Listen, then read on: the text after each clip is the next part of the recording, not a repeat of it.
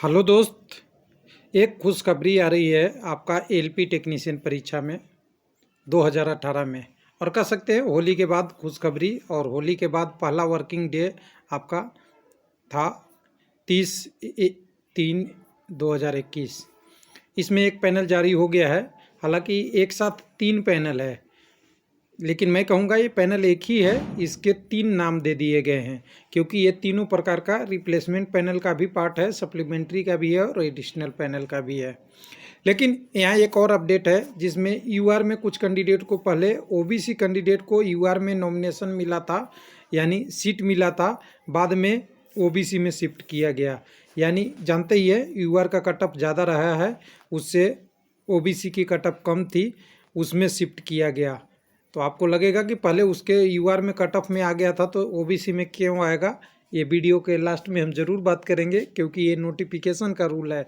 और अगर आप एनटीपीसी और ग्रुप डी में भी जानना चाहते हैं तो वहाँ भी इसके बारे में आप ज़रूर जान लीजिएगा कि ये रूल है क्या। और हालांकि मैं पहले भी वीडियो में बना रखा हूँ। इसका 2 ही कारण है। पहला कारण है कि अगर आपने एज बेनिफिट ले लिया है तो आप कितनी भी नंबर लाइए, आपका सिलेक्शन ओबीसी में होगा। लेकिन ओबीसी में होना होता तो इनका सीबीटी 1 में ही ओबीसी में हो जाता और सीबीटी 2 में भी ओबीसी में होता, यूआर में नहीं जाता। लेकिन दूसरी कंडीशन है, दूसरी कंडीशन ये है कि आपने सीबीटी 1 में अगर ओबीसी क्वालिफाई किए हैं, यानी ओबीसी की कट ऑफ 60 गई और यूआर का कट ऑफ 70 गया, और आपने 60 वाला कट ऑफ में क्वालिफाई सीबीटी 1 किए हैं, तो सीबीटी 2 में आपका यूआर का कट ऑफ 60 रहे और आपका नंबर 80 भी रहेगा तो आपका सिलेक्शन केवल ओबीसी में होगा, यूआर में नहीं होगा। वही करेक्शन यहाँ किया गया होगा, मेरा अनुमान है। हालांकि आरआरबी इसके बारे में लिखा नहीं है, लेकिन समझेंगे इसको पैनल पे। तो पैनल समझने के लिए चलिए वेबसाइट पे, आरआरबी अहमदाबाद है तो अहमदाबाद का यहाँ परिणाम आया है, जिसमें रिजल्ट सेक्शन में अगर एलपी सेक्शन में आएंगे तो एक पैनल आपको दिखेगा। नीचे की तरफ अगर एलपी वाले कैटेगरी पे आइएगा तो यहाँ पे आपका एक पैनल दिखेगा। तो ये कहाँ गया जी एलपी वाला, तो एलपी वाला के नीचे आएगा 3/18 के नीचे 1/18 होगा इधर। और नहीं सकते तो सबसे राइट साइड वाले कॉलम में आ जाइए, जहाँ पे रिजल्ट परिणाम का सारा यहाँ पे डिस्प्ले होता है। इस सेक्शन में क्लिक हियर फॉर रिजल्ट, तो यहाँ पे देखिए डिस्प्ले हो रहा है 30 तारीख के बीच में। एलपी कैटेगरी 2 के लिए पोस्ट का है ये पैनल, टेक्नीशियन का नहीं है, एलपी के लिए है, जिसमें आपका 1/18 के लिए यहाँ पे 24 कैंडिडेटों का नाम है। और इसमें वो लोग भी शामिल है जिन्होंने रीमेडिकल फिट किया है। तो चलिए आते हैं, देखते हैं इस पैनल को क्या है। तो यहाँ पे हमारा पैनल, अगर इसको देखेंगे तो ये पैनल हमारा यहाँ पे है कैटेगरी नंबर 2 में, जिसमें सारी बातें लिखी गई है।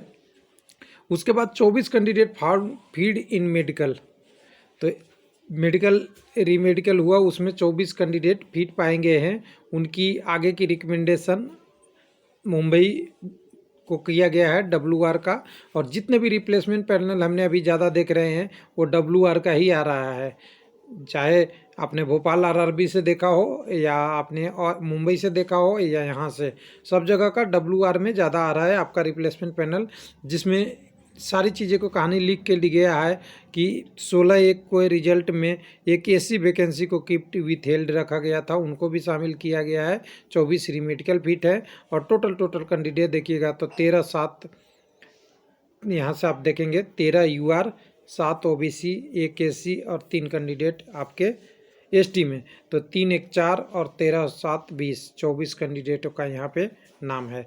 अब इसमें से ध्यान देने वाली बात है, एक लाइन और लिख दिया है, ओबीसी के 4 candidate earlier empanelled in UR list now are shifted to OBC list. 2-3 कारण, 2 कारण तो हमने पहले डिस्कस कर लिया है। कारण नंबर 3 क्या है, आप यहाँ कारण नंबर 3 में देखेंगे तो यहाँ पे देखिए कैंडिडेट 24 किस में रीमेडिकल में फिट हुए हैं।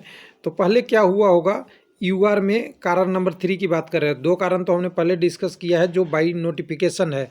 तीसरा कारण यूआर में हो, पहले कैंडिडेट में क्या हुआ हो, तो पहले क्या हुआ होगा जब एलपी की मेडिकल हुई थी तो उसमें कुछ कैंडिडेट अनफिट हो गए होंगे। ध्यान दीजिएगा, जब तभी तो फिट हुए हैं।